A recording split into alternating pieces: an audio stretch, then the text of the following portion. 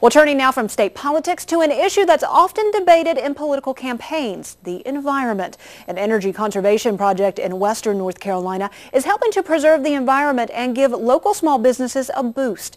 Claire Monroe takes us inside the Energy Exchange.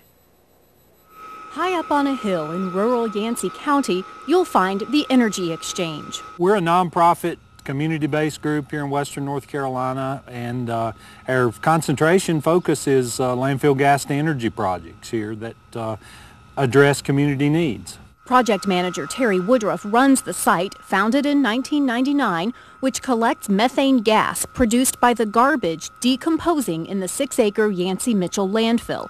A sister project collects the gas at the nearby Avery County landfill.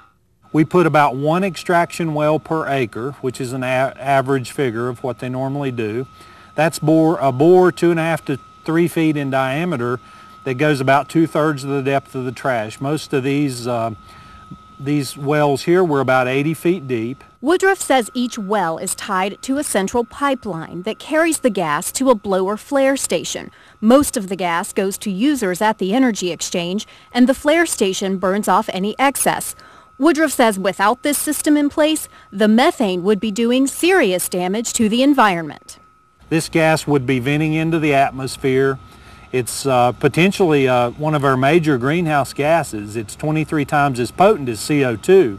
So by that gas releasing into the atmosphere, it's attributing to global warming and the greenhouse effect and global warming. Projects like this one that turn landfill gas into energy can have tremendous environmental benefits. Terry Woodruff says even if all they did was collect and burn off the methane gas from this landfill and from the one in Avery County, that would be the equivalent of getting 21,000 cars off the road or planting more than 14,000 acres of trees. But that's not all they're doing at the Energy Exchange. The methane gas powers 2 craft studios, one for glass blowing, another for pottery. Glassblower John Yancey has been an artist in residence here for 3 years. The one downfall about blowing glass for me is that it's a craft that requires so much energy. And here at the Energy Exchange, most of our equipment, it runs off of the landfill gas. And so not only is it not depleting the natural resources, but it's actually being good to the environment by making our craft, which is just great. The Energy Exchange is also a business incubator. It rents studio space to the resident artists and provides training in running a small business. What we did was we were given certain classes on business and specifically oriented to small business in a craft situation. Potter Kelly O'Brien says the training has opened her eyes. That has been a definite eye-opener as far as the full-time aspect of being a potter, because it's also starting a small business. And I've certainly been gleaning information from this side of things as far as the residency, but also from a lot of other area potters that I think the location of this residency allows for us to reach out to the community. O'Brien says she enjoys that reaching out.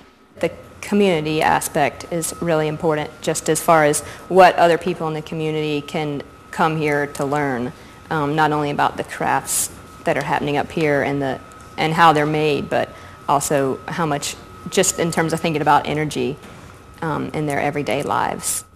As a reminder, visitors can take a piece of the Energy Exchange home with them. All 6 artists sell their works in the on-site gallery. Or if you're a plant lover, the Exchange's other major initiative might be up your alley. Inside these greenhouses, which are heated with landfill gas, staff and interns from local high schools and community colleges grow native plants from cuttings and from seeds. A lot of people have been pulling them out of the woods. We're hoping to sort of show to people that they don't have to go out in the woods and collect their specimens, which decimates the native population. Growing them by seed, buying them from us, we can demonstrate how you can grow them from start to finish, or you can buy them from us, and you won't have to go out and collect and decimate the native population. Selling the plants helps the Energy Exchange pay its bills.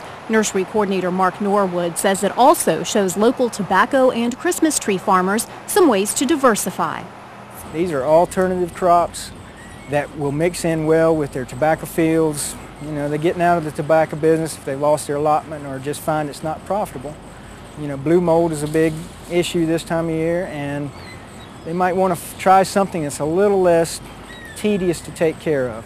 Norwood says the staff is also demonstrating aquaponics, using landfill gas to heat the water, which could provide another alternative for the farmers. What we have is 4 tanks. 3 of them are filled with tilapia. The water is circulated through the beds to grow green crops. We're growing lettuce and basil and some kale right now. But it's a symbiotic relationship between the plants and the fish. The fish make waste in the water, which is ammonia based. There's 2 types of bacteria in the gravel in the beds that break down the ammonia fish waste into nitrogen components the plants can use. The water is then collected from those beds and returned back into the tank cleaner than it went out. Terry Woodruff says making our whole environment cleaner by turning landfill gas into energy is worth exploring all across North Carolina. It's easy to do. A lot of landfills that are in place in North Carolina already have landfill gas systems on them. It's just a matter of putting together the pieces and the right people and organizations to make a development possible. There are other larger scale projects across the country turning landfill gas into energy, but Terry Woodruff says the Energy Exchange is one of the only smaller efforts currently underway. The Environmental Protection Agency says in the year 2000, landfill gas projects in the U.S. created the equivalent of removing 2.8 million cars from the road.